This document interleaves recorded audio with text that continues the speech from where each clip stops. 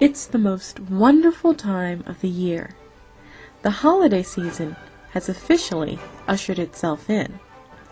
Wreaths of lush green pine and red boughs hang from the front doors of neighbors' houses. Candles are lit.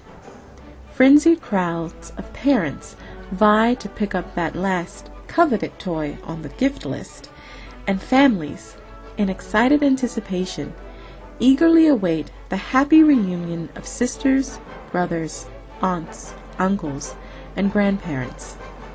Yes, the holidays are on the horizon, and they bring with them the age-old and beloved traditions of tree decorating, caroling, hanging a stocking for Santa, and most of all, candles and lights that cheer us as we reach the shortest days and the longest nights of the year.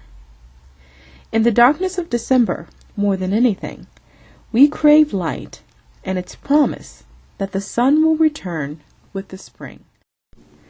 Our ancient ancestors throughout the world based many traditions on the winter solstice, but in modern America, Christmas receives the most attention. But just how age-old are our Christmas traditions, and how were many of them influenced and preserved by women? Christmas, as we know it, did not always exist. In fact, our Puritan foremothers and fathers considered Christmas so sacred a holiday that any joyous expression of December 25th in song, decoration, and merriment diminished it. And in 1659, the General Court of Massachusetts issued an edict rendering any observance of Christmas, other than church-going, of course, a punishable offense. People during this time were fined for hanging decorations. The ban existed for 2 decades, and it wasn't until the 19th century that this austere attitude towards Christmas was replaced with a more festive one.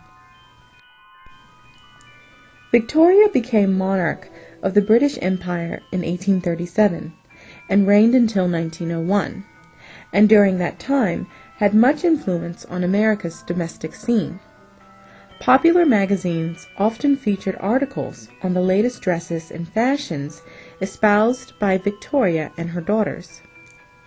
Her popularization of Christmas began in 1846, when she and her German husband, Prince Albert, were sketched with their children standing around a large decorated Christmas tree in the Illustrated London News. Christmas tree decorating was a German tradition, and Queen Victoria exported it to the English-speaking world. The famous illustration of Christmas tree at Windsor Castle became an instant phenomenon and was printed in Godey's Lady's Book for the American market.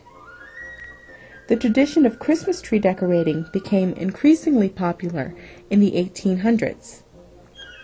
Most decorations were homemade, and it was women who were largely responsible for making them. Chains of colorful paper were popular on trees, as well as strings of popcorn and cranberries. From handcrafting ornaments and sewing Christmas stockings to hang from the mantels, to making fresh eggnog and warm Christmas cookies, women were the ones who preserved traditions and brought joy to Christmas. Celebrations gained more popularity because of the Civil War, especially in the North. The sentimental values of family, goodwill, and peace were especially welcomed in a time of death and loss.